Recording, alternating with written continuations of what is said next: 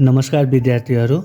आज हामी कक्षा 11 नेपाली विषयको पाठ 6 त्यो फेरि फर्कला भन्ने मनोवैज्ञानिक कथालाई सजिलो र सहज भाषामा बुझौँ। आज म यो मनोवैज्ञानिक कथालाई किताबमा लेखिएको कठिन भाषामा होइन, एकदमै सरल भाषामा कथा सुनाए जस्तै बुझाउँछु। यो प्रसिद्ध साहित्यकार भवानी भिक्षुद्वारा लेखिएको एक मनोवैज्ञानिक कथा हो। यस कथामा मुख्य पात्र सानीको मनोभाव, प्रतीक्षा, प्रेम, इच्छा र मानसिक उतार चढाउलाई निकै रोचक ढङ्गले प्रस्तुत गरिएको छ। अब यो मनोवैज्ञानिक कथा यसरी सुरु हुन्छ।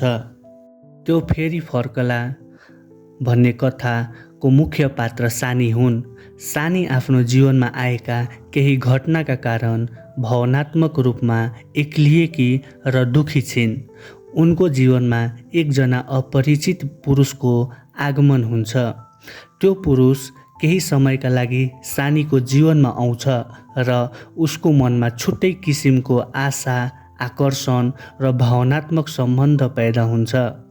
तर त्यो पुरुष फेरि फर्केर आउँछ कि आउँदैन भन्ने कुरा सानीका लागि ठुलो प्रश्न बन्न पुग्छ। एक दिन सानीले बाटोमा एक अपरिचित युवकलाई देख्छिन्। त्यो युवक केही समयका लागि सानीको घरमा बस्छ।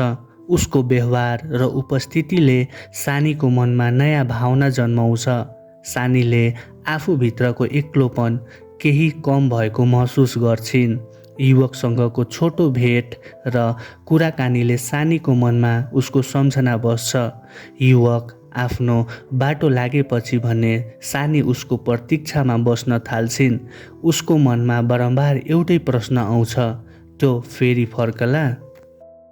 समय बित्दै जाँदा सानीको मनमा त्यो युवकप्रतिको आकर्षण अझ बढ्दै जान्छ।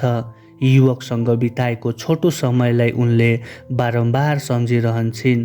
उनी बाटोमा आउने जाने मानिसहरूलाई ध्यान दिएर हेर्छिन् र कतै त्यही पुरुष फर्केर आएको हो त होइन भनेर सोचिरहन्छन्। तर युवकको कुनै खबर आउँदैन। यसरी सानीको मनमा आशा, प्रतीक्षा, कल्पना र निराशा एकैसाथ चलिरहन्छ। यही मानसिक अवस्था कथाको मुख्य पक्ष हो। यस कथामा बाहिरी घटनाभन्दा पनि सानीको मनमा चलिरहेको भावनात्मक द्वन्द्वलाई बढी महत्त्व दिएको छ। सानी वास्तवमै त्यो युवक फर्केर आउनेछ भन्ने निश्चिततामा छैनन्, तर उनको मनले उसलाई पर्खिरहन्छ। कहिले उनी युवक आउने आशा गर्छिन् भने कहिले नफर्किने हो कि भनेर निराशा हुन्छन्। यसरी लेखकले मानिसको मनमा उत्पन्न हुने प्रेम, आकर्षण, एक्लोपन, कल्पना र प्रतीक्षा जस्ता भावनालाई निकै सूक्ष्म रूपमा प्रस्तुत गरेका छन्। अन्त्यमा त्यो फेरि फर्कला केवल एउटा युवक फर्केर आउने कथा मात्र होइन, यो मानिसको मनमा रहेको आशा, प्रतीक्षा र भावनात्मक आवश्यकताको कथा हो। सानीको माध्यमबाट लेखकले एक्लो मानिसले सानो भेटलाई पनि कति ठुलो अर्थ दिन सक्छ भन्ने कुरा देखाइएको छ। कथाको शीर्षकले नै सानीको मनमा चलेको अनिश्चितता र प्रतीक्षालाई व्यक्त गर्छ।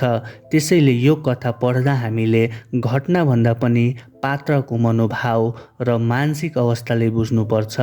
यही नै यस कथाको मुख्य विशेषता हो र कथा यही सकिन्छ। धन्यवाद।